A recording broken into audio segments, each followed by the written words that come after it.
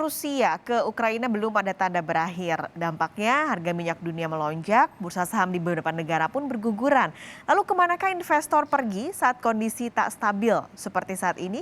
Kami sudah bersama Kepala Riset Pros Capital Alfred Nainggolan pagi ini. Selamat pagi Bang Alfred.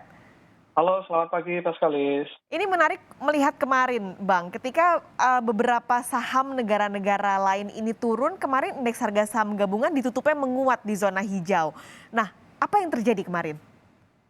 Ya, kalau melihat kondisi kemarin, penguatan lebih kepada kondisi rebound ya, karena kalau kita tahu bahwa pasca pengumuman serangan yang dilakukan oleh Rusia, kita melihat bahwa indeks kita terkoreksi cukup dalam, 160 poin, kurang lebih sekitar di atas 2%-an ya koreksinya, dan keesokan harinya pada perdagangan terakhir pekan kemarin mampu mengalami penguatan, karena tadi bahwa pasar juga melihat bahwa perang Rusia-Ukraina ini bisa dibilang mulai terlokalisasi ya, artinya dampaknya ternyata tidak yang diekspektasikan akan mempengaruhi secara besar terhadap perekonomian global.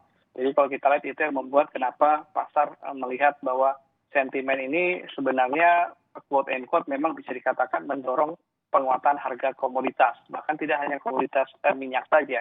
Komoditas-komoditas seperti batu bara, CPO, logam yang memang tadi kita banyak memiliki komoditas itu, terlihat ini jadi menguntungkan, seolah-olah menguntungkan ya dari sisi ekonominya. Jadi kalau kita lihat karena faktor tadi bahwa memang Ukraina Rusia dampaknya ternyata mulai terlokalisasi dan berdampak hanya terhadap beberapa komoditi yang memang punya exposure kuat dari negara tersebut.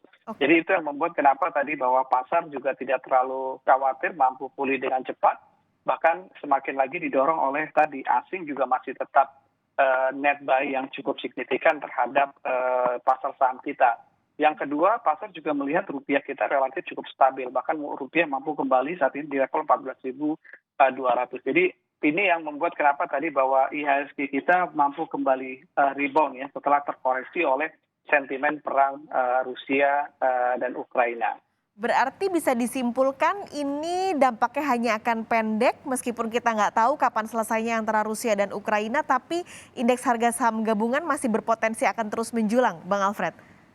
Ya, yang bisa dipastikan bahwa dampaknya tidak akan bersifat menyeluruh ya, tapi hanya terspesifikasi seperti misalnya dampak terhadap harga minyak, dan ini akan mempengaruhi tadi misalnya Indonesia dari sisi yang masih net importer minyak, dampak terhadap misalnya komoditi gandum, di mana kita juga sangat tergantung kepada gandum yang akan mempengaruhi nanti faktor inflasi. Jadi dampaknya memang terspesifikasi, jadi tidak menyeluruh. Namun di satu sisi ada juga dampak yang positif tadi, seperti misalnya kenaikan harga batu bara, kenaikan harga CPO yang juga akan mendorong penguatan terhadap ekonomi kita, karena ekonomi kita juga bisa dibilang untuk basis komoditinya cukup kuat. Jadi itu yang kita lihat. Kalau bicara masalah seberapa panjang, ini memang relatif agak sulit diprediksi, karena tadi ini mulai mengarah kepada pasar melihat bahwa sepertinya akan mengarah kepada perang-perang yang sudah terjadi misalnya antara Arab Saudi dengan Iran atau India dengan Pakistan. Jadi mulai terlokalisasi. Jadi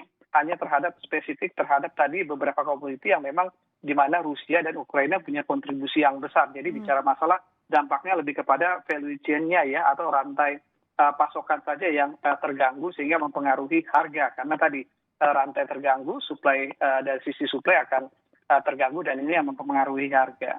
Oke, berarti sektor mana Bang Alfred yang berpotensi akan dibayang-bayangi oleh Rusia Ukraina meskipun tadi lokal, tapi ada sektor-sektor yang jadi komoditas utama dari dua negara tersebut. Nah, sektor mana kalau di bursa ini yang kemungkinan berpotensi akan jadi pemberat sentimennya?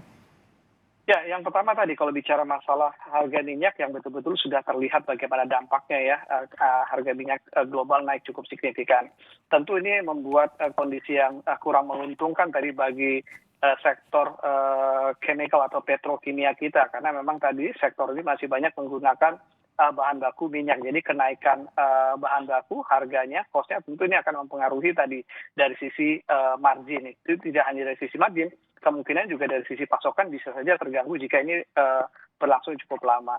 Yang kedua tadi misalnya dampak terhadap kenaikan harga gandum dan juga pasokan gandum sendiri.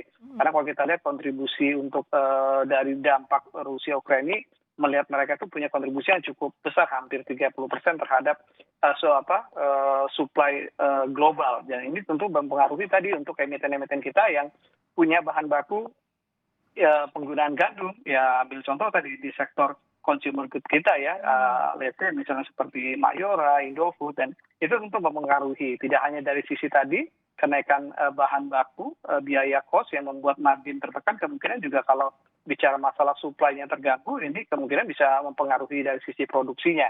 Nah itu beberapa yang kita lihat berpengaruh ya. Yang kedua dari sisi positif ya tadi bicara masalah harga komoditi. Misalnya ambil contoh, misalnya Rusia, Ukraina itu bisa dibilang pengekspor baja ke Indonesia atau kita importir baja kita. Dengan adanya kondisi ini kemungkinan akan ada gangguan, artinya ada kemungkinan yang bisa mensubsidi. Salah satunya adalah tadi produsen lokal kita. Jadi ketika produk-produk baja impor tertahan karena faktor supply tadi, ini peluang juga sebenarnya bagi produsen baja lokal kita. Jadi hal-hal seperti ini, cara pandang seperti ini yang bisa kita lihat dampaknya secara jangka pendek. Selain tadi bicara masalah harga komoditi ya, komoditi coal naik cukup signifikan. CPO juga kita lihat sudah pasar spot sudah mendekati level 7.000 ringgit Malaysia per metric ton. Ini level yang cukup tinggi sepanjang sejarah dan tentu ini menjadi kesempatan. Dan belum lagi tadi bicara masalah tangsi ya, adanya negara-negara yang bisa mensubstitusi, mengganti peran yang dilakukan oleh Rusia dan Ukraina, dan Indonesia juga punya peran itu untuk bisa mensubsidi dari basis komoditinya. Tadi seperti misalnya bicara masalah komoditi atau produk bajanya. Jadi seperti itu cara melihatnya. Baik, terima kasih Bang Alfred untuk berbagi informasi. Jadi memang ini melihat kita meskipun tidak tahu kapan selesainya, tapi harapannya tentunya ini jangka pendek saja. Tadi seperti yang Bang Alfred katakan untuk indeks harga saham gabungan di beberapa sektor yang berhubungan dengan Rusia dan juga Ukraina. Terima kasih Bang Alfred sudah bergabung di Kompas Bisnis pagi ini. Sehat selalu.